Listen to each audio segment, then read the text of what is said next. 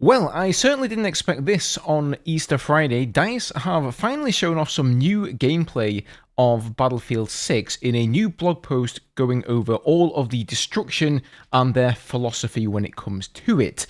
This is going to be a very quick and dirty video, guys. If I'm being honest, I was not really expecting to be putting out a video today, but I wanted to make a quick one and just update you of everything going on.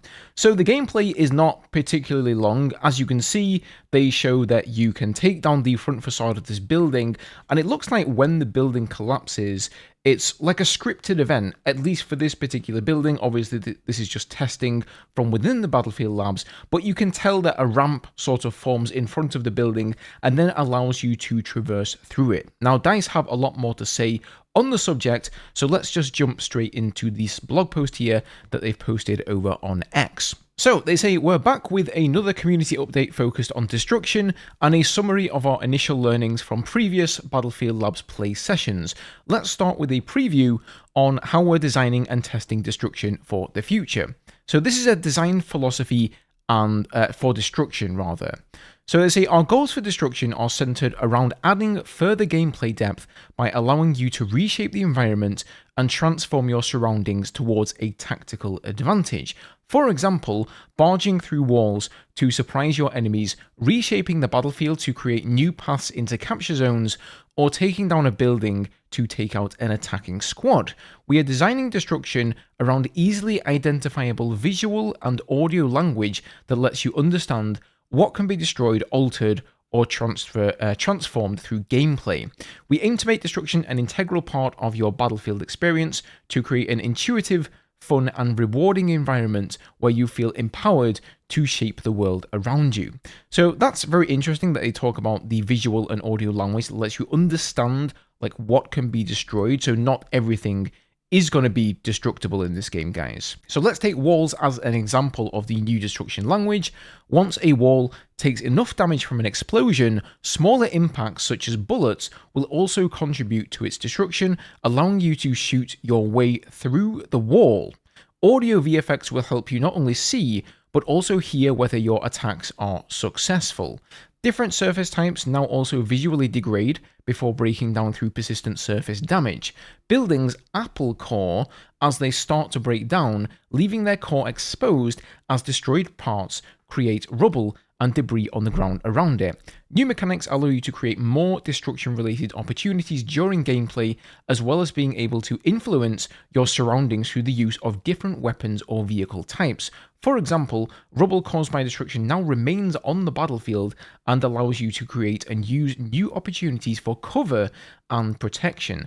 So there's a few interesting things here. First of all, they say that smaller impacts such as bullets will also contribute to destruction. So it's not just going to be explosives like RPGs or weapons on vehicles that will be able to take down like the entire front facade of a building as we saw in that video, but pretty much anything in the game.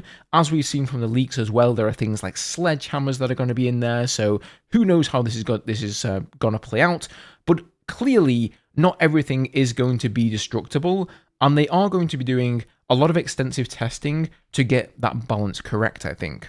So this is just the video that I've already shown you guys there. Unfortunately, the quality is not great because it's only a Twitter video, so I've had to like rip it from Twitter and put it straight on YouTube. That's why it doesn't look like great. But they continue here. Above is an early pre-alpha example that showcases the ability to destroy a wall to quickly traverse through the building and reach the other side. Without this tactical impact, you would have to either run around the block or navigate through staircases to get to the other side. Be careful in how you use destruction to your advantage, as one advantage to you would also be an advantage to the enemy, and this exposed flooring could now be used by them to counter this new route. So that is also a fair point there. You don't necessarily want to just go and take down buildings like for the sake of it because it's something that's new in the Battlefield game, although don't get me wrong, I'm sure everybody is going to be firing RPGs left, right and center when they jump in there. But as they do mention here, this could be used by the enemy as well. So on to the actual feedback and validation. Insights we are gathering range from everything between destruction as a tactical element to you as a player being able to differentiate between non-destructible and destructible environments. That's, of course, very crucial there as well, that you actually understand what can be destroyed and what cannot. At this stage of testing within Battlefield Labs, our main focus points are understanding which environments can or cannot be destroyed and which type of firepower is required for different material types, the impact of collateral damage from debris indestructible elements, so that's like going back to the Battlefield 3 days where you could collapse the side of a building and actually kill or damage players below, tactical use of destruction to create new pathing or persistent environments, and then balancing the ecosystem of damage through firepower and destruction. And so these are their learnings so far. Our goals for our initial Battlefield Labs play sessions were to test server performance, gunplay, and movement, and for participants to get an initial understanding of what's next for Battlefield. Participants have now played through multiple sessions and offered up thousands of pieces of feedback.